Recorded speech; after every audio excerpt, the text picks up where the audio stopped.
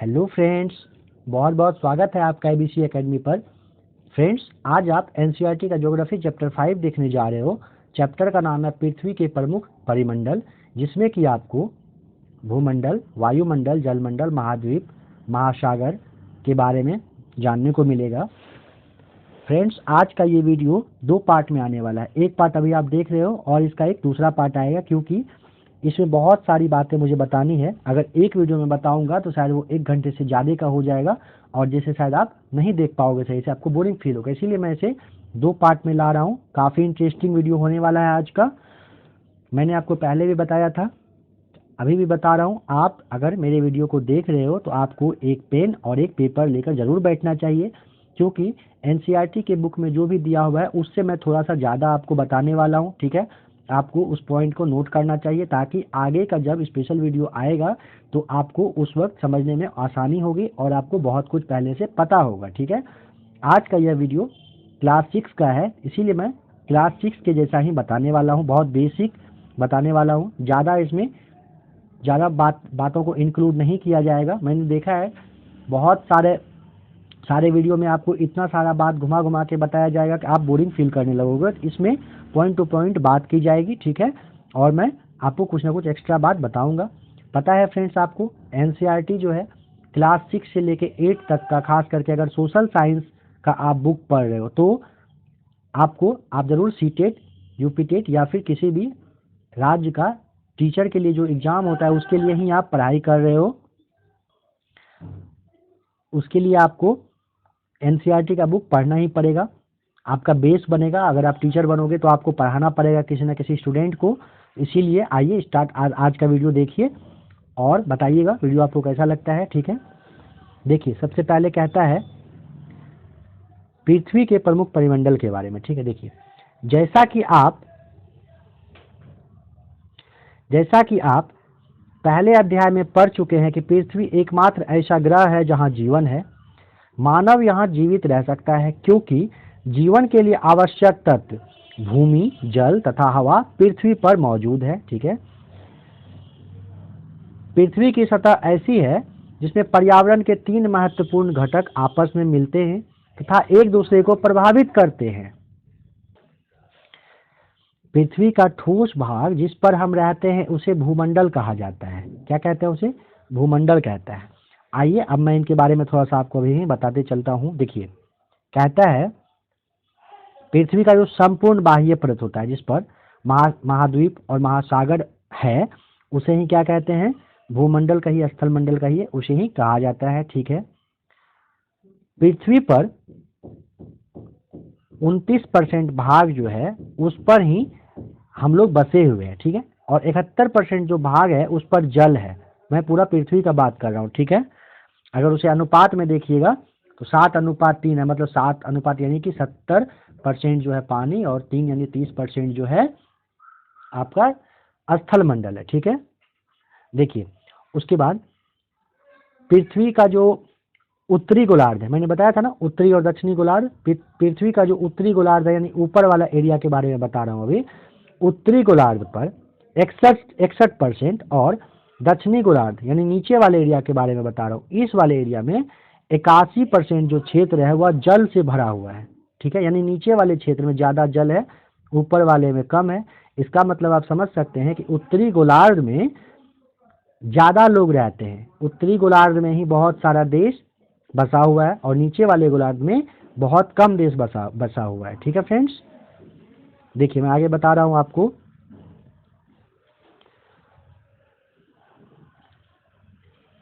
Gas की परतें जो पृथ्वी के चारों ओर से घिरी हुई है उसे क्या कहते हैं? वायुमंडल कहते हैं। गैस की वो परतें जो पृथ्वी को चारों ओर से घेर के रखा है उसे वायुमंडल, यानी वायु, आप समझ रहे हैं ना, वायुमंडल कहते हैं। ठीक है, जहां पर ऑक्सीजन, नाइट्रोजन, कार्बन डाइऑक्साइड तथा दूसरी गैसें पाई जाती है। ठीक है, कौन कौन सा gas? Oxygen, nitrogen, carbon dioxide और कुछ गैस हैं जो पाई जाती है। कहता है पृथ्वी के बहुत बड़े भाग पर जल पाया जाता है जिसे जलमंडल कहा जाता है। जलमंडल किसे कहते हैं? भाई मैंने बताया 71% भाग पर जल है तो उसे जलमंडल कहते हैं। जलमंडल में जल की सभी अवस्थाएं जैसे बर्फ, जल एवं जलवाष्प सम्मिलित है। जलमंडल में बर्फ भी इंक्लूड होता है, जल तो है ही, और जलवाष्प भी होता है। ठीक है। जीवमंडल एक सीमित क्षेत्र है जहां स्थल, जल एवं हवा एक साथ मिलते हैं, जहां सभी प्रकार के जीवन पाए जाते हैं। पृथ्वी के बारे में कह रहा है। ठीक है। अभी जो आपने देखा कि जैसे यहाँ पे भूमंडल, वायुमंडल और जलमंडल के बारे में, उसके बारे में आगे आपको, जैसे यहाँ देखिए भूमंडल के बारे में आप पढ़ रहे हैं। अब ये तो आपका अभी जो आपने ऊपर देखा ये एक छोटा सा नॉलेज के लिए दिया गया था। अब हम लोग उस टॉपिक पे प्रॉपर वे में चलते हैं। देखिए सबसे पहले भूमंडल को आप देखिए। कहता है पृथ्वी के ठोस भाग को भूमंडल कहा जाता है। यह भू प्रकृति की चट्टानों तथा मिट्टी की पतली परतों का बना होता है, जिसमें जीवों के लिए पोषक तत्व पाए जाते हैं। ये तो आपको पता है, पृथ्वी का जो ठोस भाग है उसे ही भूमंडल कहते हैं, और इस पर चट्टान तथा मिट्टी की पतली परतों का यह बना होता है, जिसमें जीव के लिए मतलब खाने के लिए जो सारा मटेरियल होता है वह पाया जाता है। ठीक है। देखिए आगे, पृथ्वी की सतह को दो मुख्य भागों में बांटा जा सकता है। बड़े स्थलीय भूभागों को महाद्वीपों के नाम से जानते हैं तथा बड़े जलाशयों को महासागरीय बेसिन के नाम से जानते हैं। देखिए पृथ्वी को दो भाग में बांटा गया है। पहला स्थलीय भूभाग को जो है महाद्वीप कहते हैं। स्थल वाला जो भूभाग होता है, जमीन होता है, उसे महाद्वीप कहते हैं। महाद्वीप में हम लोग डिवाइड किए हैं, बांट कर रखे हैं ताकि पढ़ने में आसानी हो। ठीक है। और जलाशय वाला जो एरिया है, पानी वाला एरिया, उसे महासागरीय बेसिन के नाम से हम जानते हैं। ठीक है। आगे कहता है विश्व के सभी महासागर आपस में एक दूसरे से जुड़े हुए हैं। नेक्स्ट वाले पिक्चर में कह रहा है, देखने को मैं आपको बताऊंगा। सभी महासागर आपस में एक दूसरे से जुड़े हुए हैं। देखिए आगे आप देख लीजिए फिगर। देखिए ये जो आपको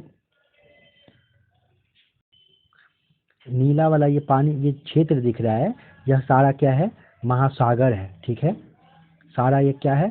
महासागर है, जो एक दूसरे से सब यहाँ पे जुड़ा हुआ है। आपको पता है कि ये वाला जो एरिया है प्रशांत महासागर का इस साइड वाला एरिया, यह जब घूमता है ग्लोब पर आप देखोगे तो वह इस साइड ऐड हो जाता है। ठीक है। नॉर्मल सी बात है, इधर वाला जो पार्ट है ये ऐड होता है, इसीलिए दोनों साइड पर प्रशांत महासागर आपको दिख रहा है। ठीक है।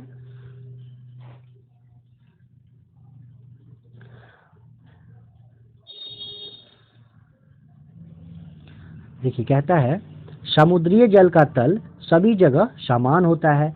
स्थल की ऊंचाई को समुद्र तल से मापा जाता है, जिसे शून्य मापा जाता है। कहता है समुद्रीय जल का जो तल है सभी जगह समान माना गया। ऐसा नहीं है कि समान होता है। जैसे देखिए नीचे में कहीं पर पत्थर है, कहीं कुछ पहाड़ जैसा नीचे बना हुआ है पानी के नीचे, तो कहीं पर पानी का लेयर यहाँ से स्टार्ट है, कहीं यहाँ से, कभी यहाँ से, कहीं यहाँ से, कभी यहाँ पर रहता है। मगर कह रहा है उसे बराबर माना जाता है, एक जगह समान होता है, समान माना जाता है। स्थल की ऊंचाई समुद्र तल से मापा जाता है, जिसे शून्य माना जाता है। यहाँ वाले एरिया को ना एक इक्वल करके एवरेज में यहाँ पर 0 मानकर हम यहाँ से किसी भी जगह का हाइट नापते हैं। जैसे आप अगर रेलवे स्टेशन पे जाते होगे तो वहाँ दिखाई देता होगा आपको, लिखा रहता है समुद्र तल से इतना ऊंचा। तो कहने का मतलब है समुद्र तल जो पानी वाला एरिया है वहाँ से बताया जा रहा है कि यार आप इतना ऊंचाई की जगह पर अभी आप हो।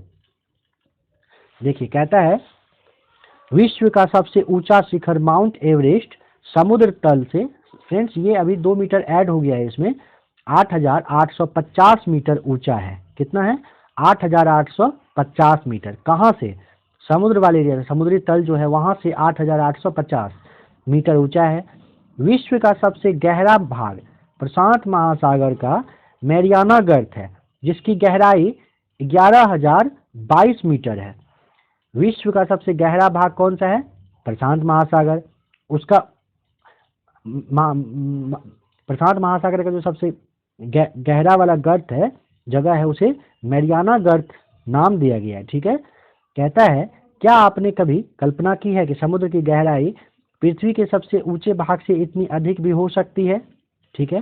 कह रहा है क्या आपने कभी कल्पना की है कि समुद्र की जो गहराई है पृथ्वी के सबसे ऊंचे भाग से इतनी अधिक भी हो सकती है। पृथ्वी का जो सबसे ऊंचा वाला एरिया है वहां से भी ज्यादा गहरा हो सकता है पानी वाला, नीचे वाला जो वो एरिया है, उसके बारे में कह रहा है क्या आपने कभी सोचा है? आइए अब आप महाद्वीप के बारे में देख लीजिए। कहता है पृथ्वी पर 7 प्रमुख महाद्वीप है, ये आपको बिल्कुल पता ही होगा, आपने बचपन से पढ़ा है। ये विस्तृत जलराशि के द्वारा एक दूसरे से अलग हैं। ये महाद्वीप हैं एशिया, यूरोप, अफ्रीका, उत्तर अमेरिका, दक्षिणी अमेरिका, ऑस्ट्रेलिया और अंटार्कटिका। ठीक है, कह रहा है चित्र 5.1 में विश्व के मानचित्र को देखिए तथा ध्यान दीजिए कि स्थल का बहुत बड़ा भाग उत्तरी गोलार्ध में पाया जाता है। जी हाँ फ्रेंड्स, मैंने अभी आपको बताया था। देखिए इस लाइन के ऊपर अगर आप देखोगे, उत्तरी अमेरिका, यूरोप, एशिया, अफ्रीका, ये सारे देश महाद्वीप जो हैं ये उत्तर की ओर है। और नीचे अगर देखोगे आप तो दक्षिण अमेरिका और अफ्रीका का आपको आधा भाग दिखेगा और ऑस्ट्रेलिया। बस इतना ही एरिया पर लोग रहते हैं। ठीक है, इतना ही एरिया पे मगर आप ऊपर अगर उत्तरी गोलार्ध में देखोगे तो इतना सारा एरिया में जनसंख्या भरा हुआ है, जिसकी वजह से कि ऊपर वाले एरिया में ज़्यादा लोग रहता है। ठीक है, उसी के बारे में अभी कह रहा है। देखिए आगे कहता है, आइए अब देखते हैं एशिया के बारे में। ठीक है, एशिया विश्व का सबसे बड़ा महाद्वीप है। यह पृथ्वी के कुल क्षेत्रफल के 1/3 भाग में फैला हुआ है। अगर पृथ्वी, या मान लीजिए पूरा पृथ्वी है, इसको आप अगर इस तरह से बांटोगे 3 भाग में, ठीक है, एक भाग में पूरा कह रहा है एशिया है। ठीक है, बाद बाकी जो 7 महाद्वीप है वो इन दोनों एरिया में ही बस है, इतना दूर में बस वो है, बाकी 7। और अगर बस एक की बात की जाए तो इतना बड़ा एरिया में एशिया अपने आप को कवर करती है। ठीक है, यह महाद्वीप पूर्वी गोलार्ध में स्थित है। कहाँ पर? अगर यह गोलार्ध इस वाले एरिया के बारे में कह रहा है कि यहाँ पर क्या है, फैला हुआ है। ठीक है, एशिया। ठीक है, आइए देखिए, कहता है कर्क रेखा इस महाद्वीप से होकर गुजरती है। एशिया के पश्चिम में यूराल पर्वत है। कहाँ पर? एशिया के पश्चिम में कहता है, एशिया है, इसके पश्चिम में यूराल पर्वत है। ठीक है, यह पूर्वी एरिया है। यहाँ वाला एरिया के बारे में कह रहा है। देखिए इस जगह पे आप देख पा रहे होगे, यहाँ पर यूराल पर्वत है। एशिया के यह पूर्वी भाग है, यह पश्चिमी, ऊपर वाला उत्तरी और नीचे वाला जो है दक्षिणी है। ठीक है, तो यहाँ पर कह रहा है यूराल पर्वत है। कौन सा पर्वत है? यूराल पर्वत है, जो इसे यूरोप से अलग करता है। ठीक है, यूरोप एवं एशिया के संयुक्त भूभाग को यूरेशिया यानी यूरोप प्लस एशिया के नाम से पुकारा जाता है। क्या कहा जाता है? यूरेशिया। फ्रेंड्स, अब मैं आपको एशिया महाद्वीप के बारे में कुछ बात बताता हूँ। ठीक है, देखिए एशिया शब्द का अगर उत्पत्ति की बात किया जाए तो आंसू से हुई है। ठीक है, जिसका शाब्दिक जो उसका अर्थ होता है वह उदित सूर्य से है, मतलब उगता हुआ सूर्य से कहा जाता है। यह संसार का सबसे बड़ा महाद्वीप है। ठीक है, यह विश्व के लगभग 30% क्षेत्रफल पर फैला हुआ है। ठीक है, इससे होकर 3 अक्षांशीय वृत्त विषुवत, कर्क और आर्कटिक गुजरता है। कौन कौन सा? विषुवत वृत्त, माफ कीजिएगा, विषुवत वृत्त, कर्क और आर्कटिक यहाँ से ही गुजरता है। ठीक है, अगर एशिया की बात की जाए तो देखिए एशिया में विश्व का सबसे ऊंचा पर्वत कौन सा? हिमालय पर्वत है। ठीक है, कौन सा है? हिमालय पर्वत का जो माउंट एवरेस्ट है वह है, जिसका की ऊंचाई 8,850 मीटर है, जो नेपाल में है। कहाँ पर है? नेपाल में। और अगर नेपाल की बात की जाए तो नेपाल में इसे सागरमाथा के नाम से जानते हैं। ठीक है, किस नाम से? सागरमाथा के नाम से आप इसे जानते हैं। ठीक है, उसके बाद देखिए बेरिंग जल संधि, मैं उसके बारे में आपको बताऊंगा। बेरिंग जल संधि जो है एशिया को उत्तरी अमेरिका से अलग करती है। कौन सी? बेरिंग जल संधि किसको अलग करती है? किससे? एशिया को उत्तरी अमेरिका से अलग करती है। ठीक है, एशिया का विश्व का जो सबसे विस्तृत पठार है, आप जानते हैं उसका नाम तिब्बत का पठार, जरूर आपने सुना होगा तिब्बत का पठार, जो कि मध्य एशिया में ही 2 लाख वर्ग किलोमीटर क्षेत्र में फैला हुआ है। ठीक है, अगर एशिया में बात की जाए तो एशिया में विश्व का सबसे ऊंचा पठार कौन सा? पामीर का पठार जो है उसकी ऊंचाई 4,875 मीटर है। वह भी कहाँ पर है? एशिया में ही है। ठीक है, और इसी की वजह से पामीर को जो है विश्व का छत भी कहा जाता है। आपने जरूर इसे पढ़ा होगा। विश्व का अगर सबसे बड़ा मतलब छत की बात की जाए तो वह कौन सा है? पामीर का पठार है। ठीक है, देखिए एशिया में विश्व की सर्वाधिक जनसंख्या वाला देश जो है वह कौन सा है? वह चीन है। एशिया में विश्व की सर्वाधिक जनसंख्या वाला देश चीन स्थित है। ठीक है, एशिया में क्षेत्रफल की दृष्टि से सबसे बड़ा देश चीन तथा सबसे छोटा देश अगर आप बात करिएगा, एशिया में सबसे बड़ा देश क्षेत्रफल की दृष्टि से चीन है और सबसे छोटा मालदीव है। ठीक है, एशिया में विश्व का सर्वाधिक जनसंख्या वाला देश कौन सा है? सिंगापुर है। फ्रेंड्स, सर्वाधिक जनसंख्या नहीं, माफ कीजिएगा, सर्वाधिक जनसंख्या घनत्व जो है वह कौन सा देश है? सिंगापुर है। ठीक है, आइए अब आप यूरोप के बारे में देखिए। कहता है यूरोप एशिया से बहुत छोटा देश है। यूरोप जो है एशिया से बहुत छोटा देश है। माफ कीजिएगा फ्रेंड्स, देश नहीं महाद्वीप है। जब महाद्वीप के बारे में पढ़ रहे हैं तो ये देश कहाँ से आएगा? माफ कीजिएगा फ्रेंड्स। देखिए कहता है यह महाद्वीप एशिया के पश्चिम में स्थित है। कहाँ पर? एशिया के पश्चिम में स्थित है। आर्कटिक वृत्त इससे होकर गुजरती है। यह 3 तरफ से जल से घिरा है और विश्व के मानचित्र को देखिए और इसकी स्थिति का पता लगाइए। कहता है, देखिए मैं आपको अब यूरोप के बारे में बताता हूँ। ठीक है, यूरोप महाद्वीप का सबसे बड़ा नगर लंदन है जो टेम्स नदी के तट पर बसा है। कहता है यूरोप जो महाद्वीप है उसका सबसे बड़ा नगर की बात की जाए तो वह कौन सा है? लंदन है, जो कि टेम्स नदी के तट पर बसा हुआ है। ठीक है, यूरोप के ही फिनलैंड को झीलों का देश कहा जाता है। अगर झीलों का देश कहा जाए तो फिनलैंड आता है। वह कहाँ है?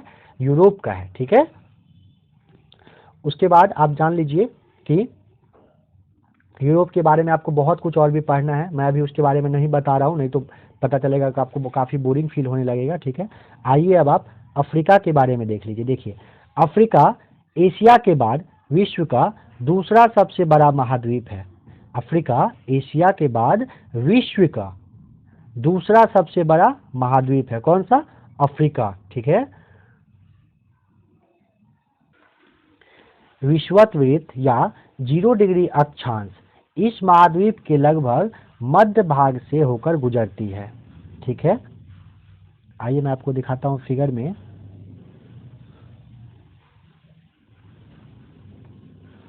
देखिए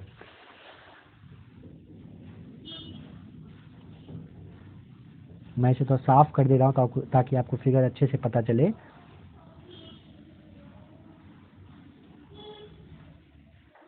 देखिए अफ्रीका से यहाँ पर 0 डिग्री लाइन गुजर रही है।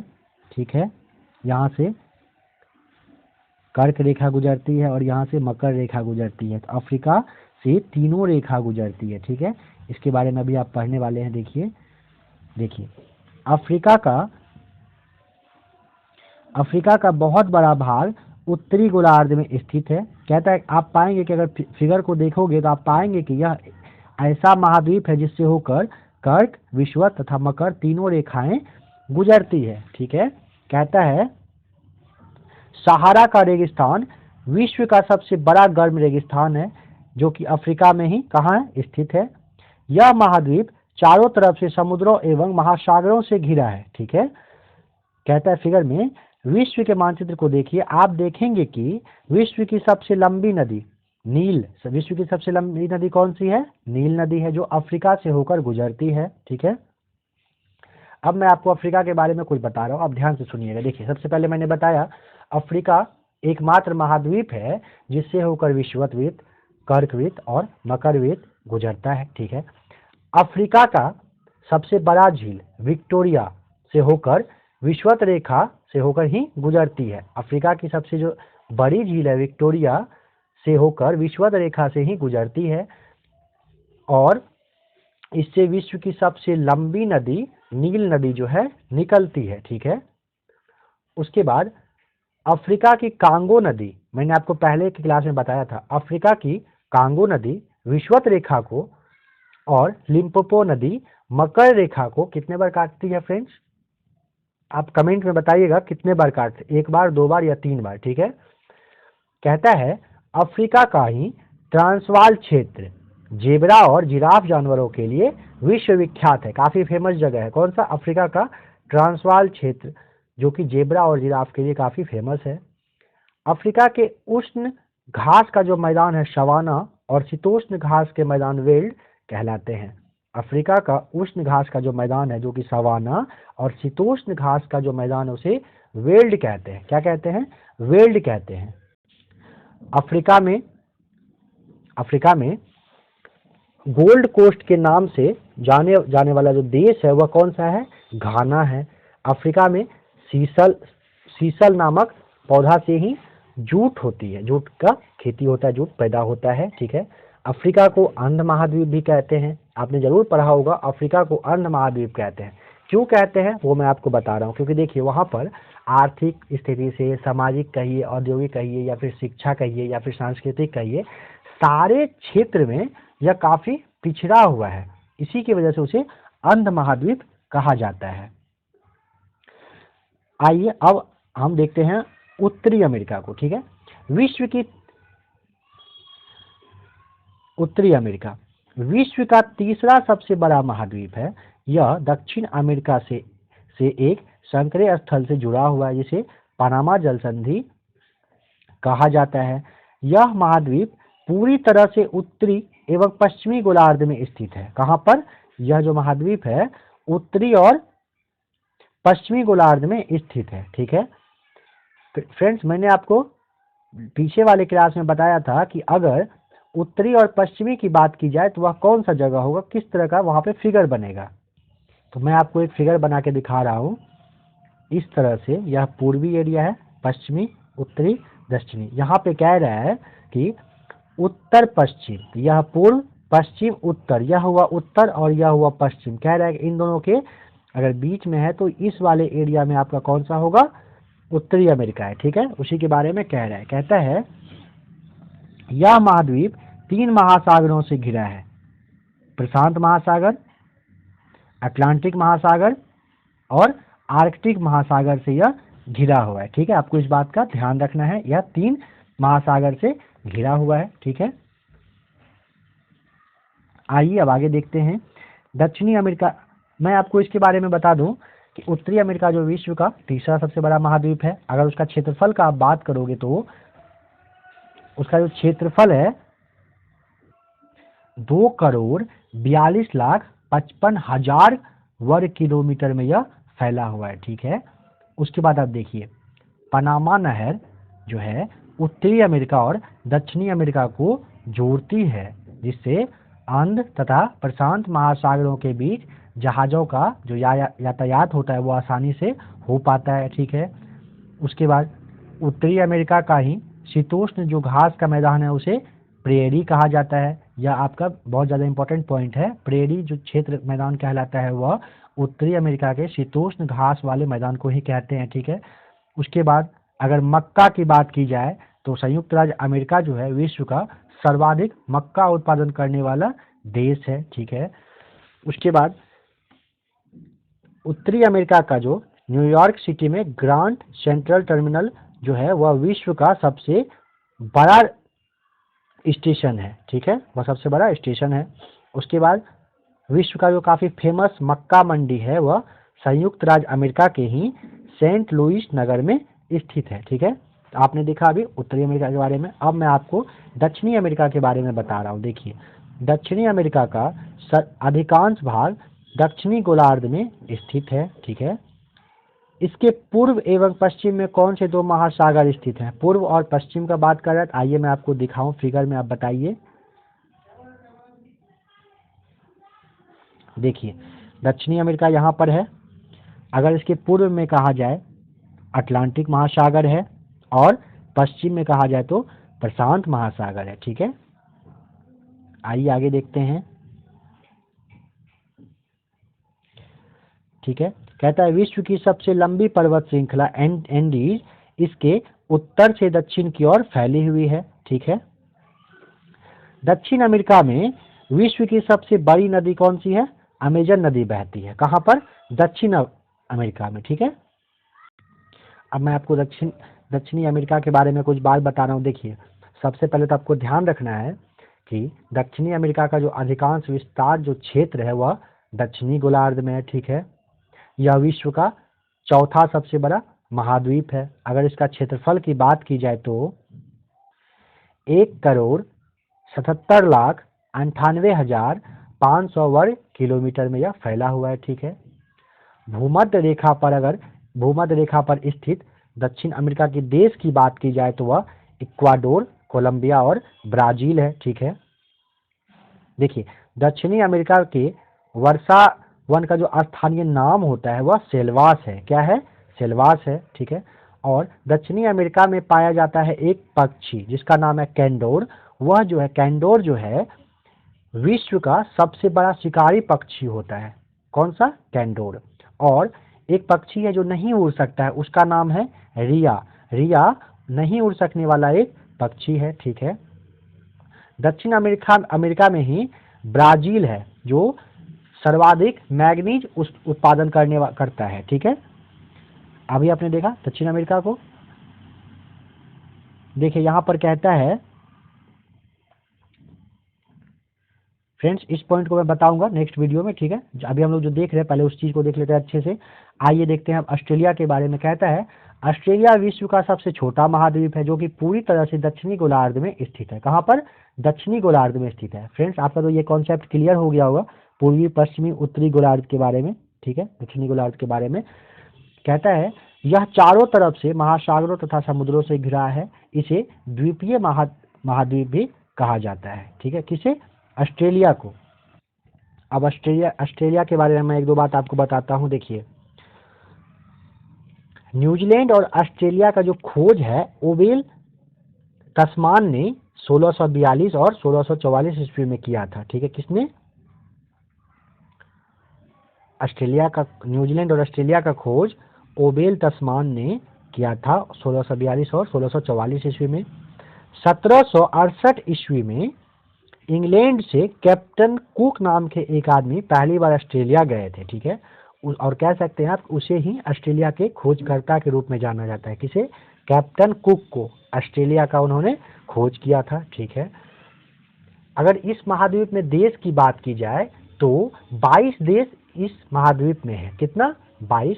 और ऑस्ट्रेलिया का जो मूल निवासी है उसे एबोजिन्स कहते हैं। एबोजिन्स कहते हैं ऑस्ट्रेलिया के मूल निवासी को। ठीक है, ऑस्ट्रेलिया का जो काफी फेमस सोने की खान है उसे कालगोली और कुलगार्डी कहते हैं। ऑस्ट्रेलिया का जो काफी फेमस सोने का जो खान है उसे कालगोली और कुलगार्डी कहते हैं। ठीक है, आइए अब अंटार्कटिका के बारे में देखते हैं। कहता है यह बहुत बड़ा महाद्वीप है जो कि दक्षिणी गोलार्ध में स्थित है। कहाँ पर? दक्षिणी गोलार्ध में है। कौन सा? अंटार्कटिका। कहता है दक्षिण ध्रुव इस महाद्वीप के मध्य में स्थित है। चूंकि यह दक्षिण ध्रुव क्षेत्र में स्थित है इसीलिए यह हमेशा यहाँ पर मोटी बर्फ की परतों से ढका होता है। यहाँ किसी प्रकार का अस्थायी मानव निवास नहीं करता है। बहुत से देशों के शोध केंद्र यहाँ पर स्थित है। भारत के भी शोध केंद्र संस्थान यहाँ पर है। इनके नाम है मैत्री तथा दक्षिण गंगोत्री। ठीक है फ्रेंड्स, देखिए मैं आपको बता रहा हूँ अंटार्कटिका के बारे में। अंटार्कटिका जो है महाद्वीप विश्व का 5वां सबसे बड़ा महाद्वीप है। यह दक्षिणी गोलार्ध में स्थित है। ठीक है, उसके बाद अंटार्कटिक जो है 3 तरफ के महासागरों से घिरा हुआ है। कौन कौन सा? हिंद महासागर, प्रशांत महासागर और अटलांटिक महासागर से। ठीक है, यह तीनों जगह से घिरा हुआ है। अगर इस महाद्वीप के खोजकर्ता के बारे में बात किया जाए तो एक अंग्रेज नाविक थे। कौन? James cook. उन्होंने ही इनका खोज किया था। ठीक है, तो यह आपने अंटार्कटिका के बारे में देखा। यह कहाँ पर स्थित है फ्रेंड्स? दक्षिणी ध्रुव पर। अगर यह इस वाले एरिया के बारे में बता रहा है, यहाँ पर यह स्थित है, ठीक है, जिसकी वजह से यहाँ पर काफी बर्फ का मोटा परत जमा हुआ है। मैंने आपको बताया था कि सूर्य की रोशनी यहाँ तक सही से नहीं पहुंच पाती है, जिसकी वजह से कि यह बर्फीला जगह होता है, ठीक है। देखिए अब आप जलमंडल पे आइए, जलमंडल के बारे में जान लीजिए थोड़ा सा।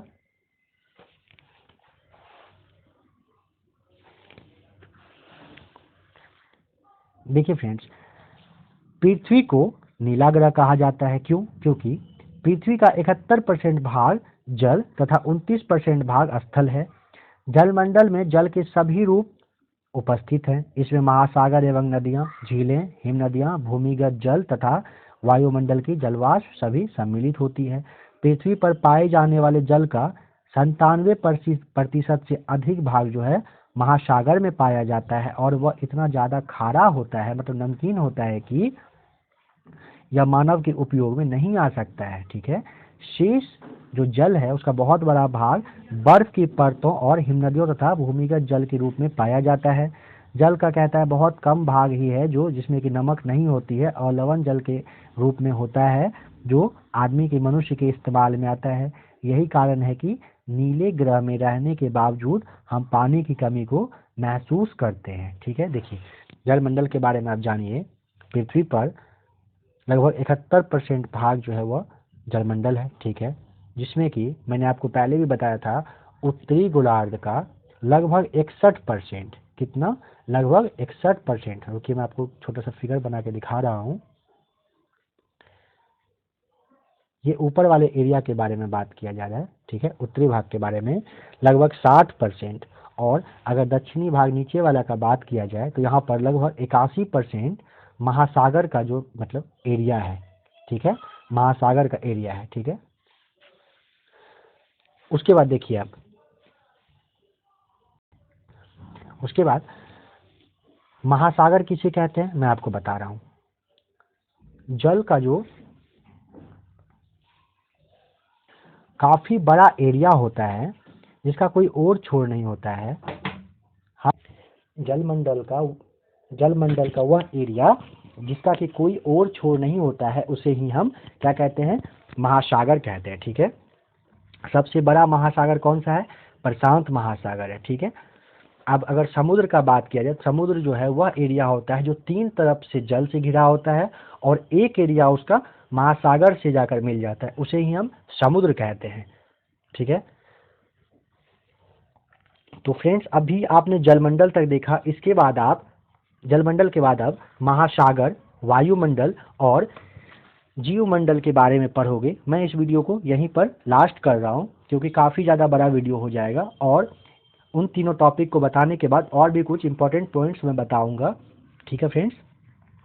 अगर आपको वीडियो में कोई सजेशन देना हो प्लीज़ आप कमेंट करिएगा। मैंने इसे बहुत ही ईजी वे में बनाया, बहुत ज़्यादा हार्ड नहीं किया है, बहुत नॉर्मल बातें बताई है, ठीक है, क्योंकि यह 6 क्लास का आप बुक पढ़ रहे हो। अगर 7th 8th के लेवल का बताऊंगा तो फिर 7th और 8th वाले बुक को आपको पढ़ने में मज़ा नहीं आएगा, ठीक है। इस वीडियो को ऐसे बनाया गया है जो 6 क्लास का बच्चा भी अगर देखेगा तो वह ज़रूर समझेगा। मैंने बहुत सारी बातों को तोड़ तोड़ कर धीरे धीरे समझाने का कोशिश किया है।